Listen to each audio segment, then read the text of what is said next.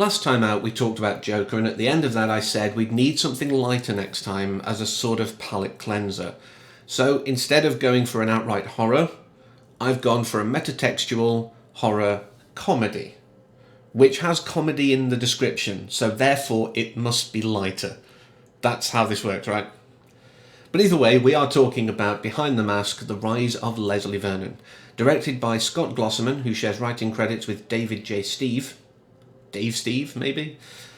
And stars Nathan Basil, Angela Goethals, Zelda Rubinstein, and Robert Englund, and also features Kane Hodder going into the wrong house. But this was one of those that many years ago, sometime after 2006, I stumbled upon it. It wasn't, recommended to me, it wasn't advertised heavily, it was just something I came across when I think I was looking at that time. I was in a meta-horror kind of feeling. When you suddenly get a craving for certain types of foods or films or TV series or whatever. I was in that mood. And I think maybe it just came across my radar and I was like, okay, I'll give this a go. Why not? And it really stuck with me. I really enjoyed it. And then lately I was in that groove again and I saw it come up again. And I was like, that sounds vaguely familiar, but I can't remember why. And as I was watching it, I was like, oh yes, I know this. This is the one that does what many have tried, but I think does it really well. There are a few that do kind of shine a light on the tropes, with a great sort of execution and a great style of their own. The obvious one is, of course, the screams. Maybe not some of the latter ones, and I haven't seen the series yet. But this one, I think, is up there. It really does a good job of saying, like, here are your tropes. Why is it like this? Couldn't someone just be completely insane, have followed these films, and still managed to carry out something like that? Maybe. And we get this wonderful look, with people like Zelda Rubinstein, who we know very well from Poltergeist, playing the great librarian who is the exposition dump. Who's a better exposition dump than a librarian? It's their wheelhouse, information. We have Robert Englund turning the tables and becoming the Dr. Loomis character, really. Very much so. Instead of being the guy stalking everyone, he's on the side of good.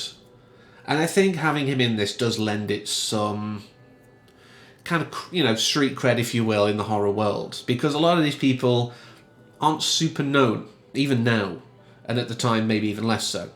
So having someone with the sort of history in horror that Robert Englund's had, and, that's even discounting Freddy. He's been in so many things that he's well known in the horror field.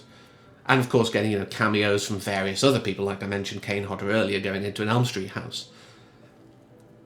But, we have that turning, but we also have a weird thing where you have past slashers passing on their secrets to the next generation. We have Scott Wilson and his wife. Well, not Scott Wilson's wife, but his character Eugene's wife, being a sort of mentor to Leslie, guiding him in what to do, making sure he's covered all the angles and looked into all the various possibilities. But I did hear he was apparently meant to be Billy from the original 1974 Black Christmas, or as some people call it, the real Black Christmas, which I kind of agree with what we've had come down the line so far. I'm not going to go into that much further. There are a lot of threads here that, do call back to things that people who should probably be interested in this film will enjoy.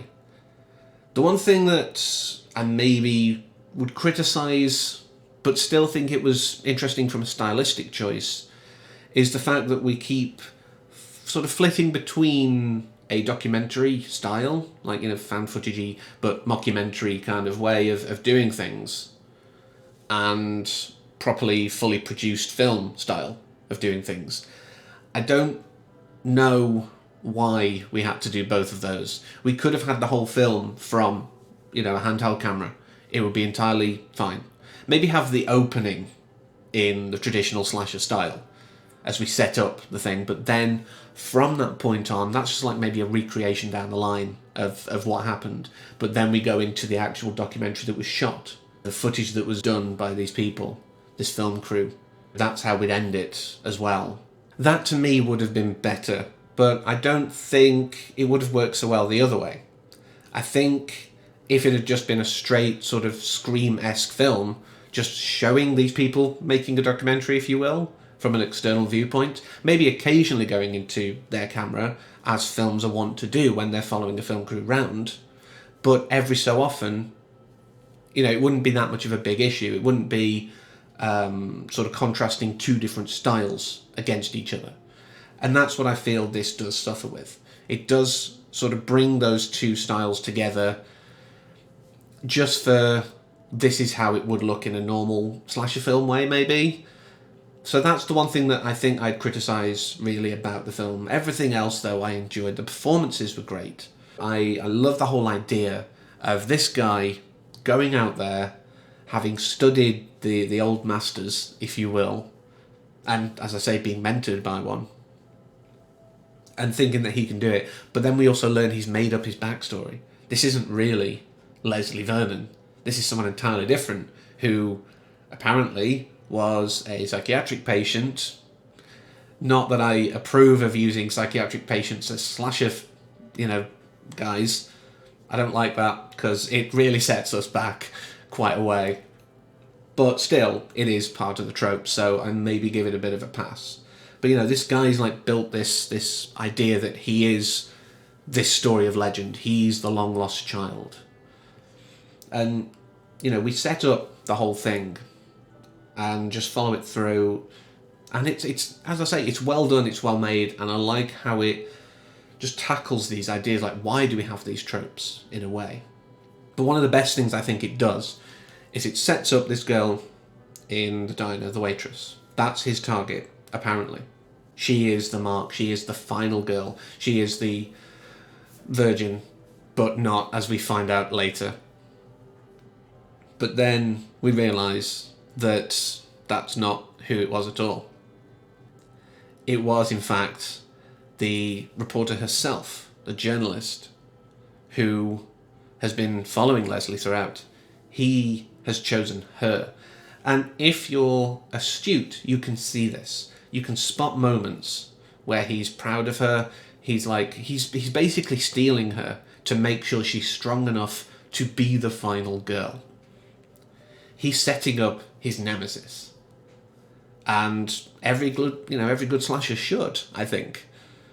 You should always make sure that your nemesis is at a level that it will be a fair battle. I think that's just common courtesy in warfare.